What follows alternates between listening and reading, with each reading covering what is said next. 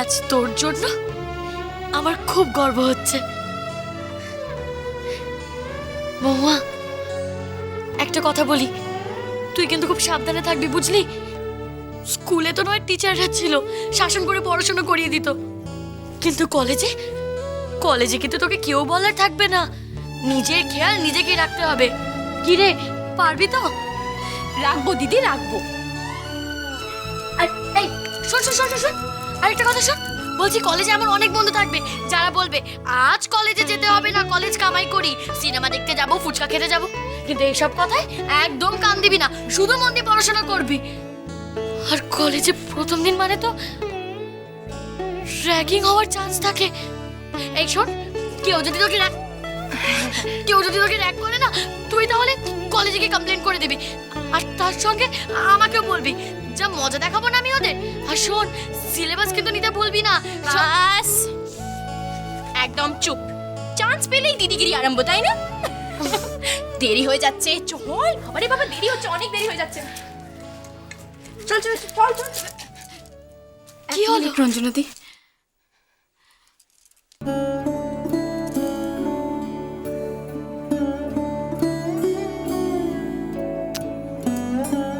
মন দিয়ে পড়াশোনা করিস। এবার চল, দেরি হচ্ছে না? আয়। দাঁড়াও। এই মা, না না, আমাকে না, আমাকে কোনোদিন কেউ প্রণাম করেনি রে। কিন্তু এখন তো আমার একটা ছোট বোন হয়ে গেছে, সে আবার কলেজে যাচ্ছে। কিরে, তাই তো? জোনা, এখন তোমাদের দেরি হচ্ছে না বলো? দেরি হয়ে যাচ্ছে তো। আসছি মহি। এই মোবাইলটা নিয়েছিস তো? সাবধানে যাস। ঢোকা ঢোকা।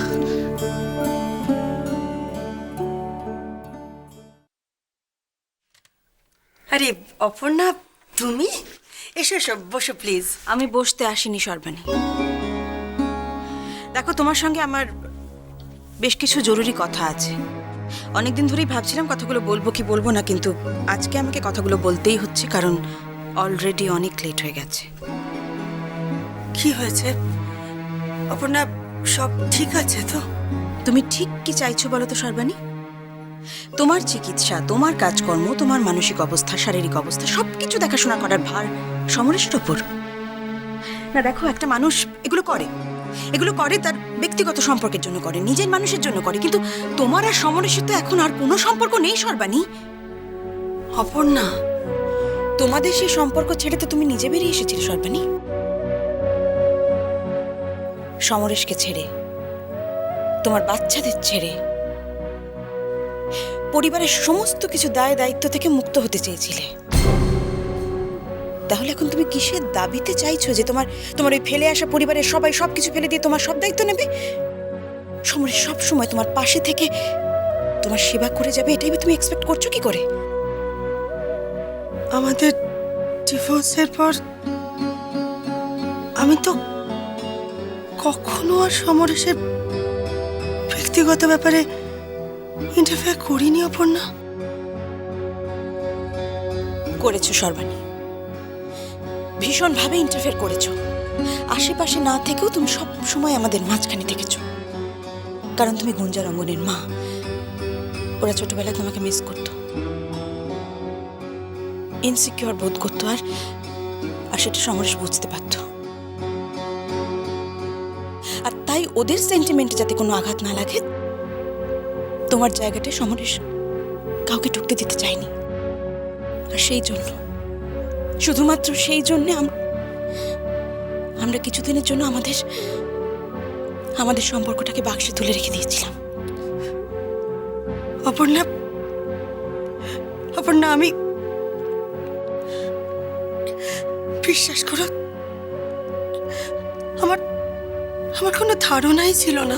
ডিভোর্সের সিদ্ধান্তটা ছিল তোমার, আর তার কঠিন কনসিকুয়েন্সেসের ভার সব সময় পড়েছে সমরেশের উপর। আর এতগুলো বছর পরে যখন ও একটা সুস্থ স্বাভাবিক জীবনযাপন করতে চাইছে, ঠিক সেই সময় তুমি ওর থেকে সেটা কেড়ে নিতে চাইছো কেন সর্বাণী? না অপর্ণা, বিশ্বাস করো, বিশ্বাস করো, আমি কোনোদিনও। দেখো সর্বাণী, তুমি হয়তো আমাকে আমাকে খুব নিষ্ঠুর ভাবছো। তোমার এই এই খারাপ সিচুয়েশনের জন্য আমি আমি সত্যি বলছি, আমি আমি খুব দুঃখিত। আমি চাই তুমি তুমি তাড়াতাড়ি সুস্থ হয়ে ওঠো, ভালো হয়ে ওঠো, ভালো থাকো তুমি। কিন্তু কিন্তু আমার আর সমরেশের জীবনটা এভাবে বঞ্চিত করো না সর্বাণী। আমাদের ভালো করে থাকতে দাও।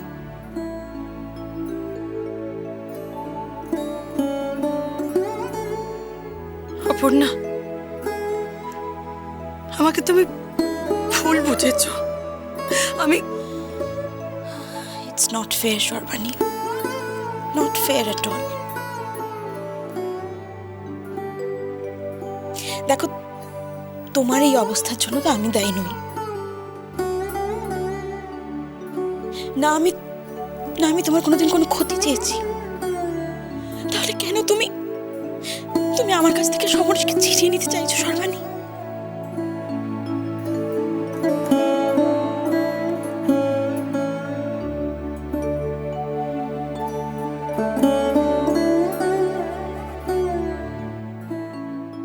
দিদি ভাই, সত্যি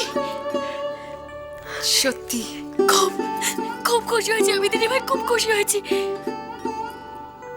দিদি ভাই। মা,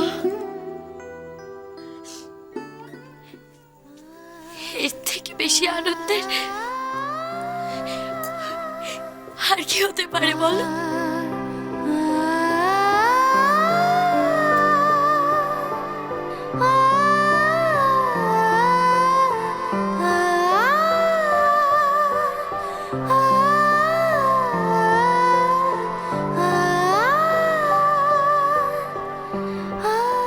মৌরি,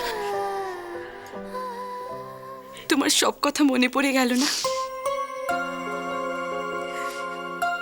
আমারও সব কথা মনে পড়ে গেল। দিদি ভাই,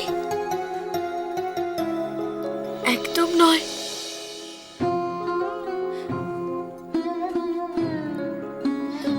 একজনকে হারানোর দুঃখ আর একজনের আশার আনন্দ থেকে কখনো ছাপিয়ে যেতে পারে না। আর দিদি ভাই, একদম এসব চোখে জল নয়, বুঝেছো? এই একটা কথা কিন্তু আমি তোমাকে বলে দিচ্ছি, সব সময় হাসি খুশি থাকবে, আনন্দে থাকবে। ডাক্তার যা বলবে সব কথা শুনবে, ঠিক মতো ওষুধ খাবে। আমি কিন্তু রুদ্রদাকে সব জিজ্ঞেস করবো। বাহ, এবার থেকে তুমি আর রুদ্র আমাকে শাসন করবে নাকি? করবোই তো। মৌরি, তুমি জানো নিখিল এখন আমার সাথে দেখা করতে আসেনি, কিন্তু আমি ওকে দোষ দিতে পারি না। পুচকুকে হারানোর শোক ও এখনো সামলে উঠতে পারেনি দিদি ভাই। ও ও আমায় কখনো ক্ষমা করতে পারবে না, আমি জানি। কোনোদিনও আমাকে ক্ষমা করবে না। কিন্তু মৌরি, যা হয়েছে তার জন্য তোমাকে দোষ দেওয়া যায় না। এটা নিখিলের অন্যায়। It's extremely unfair.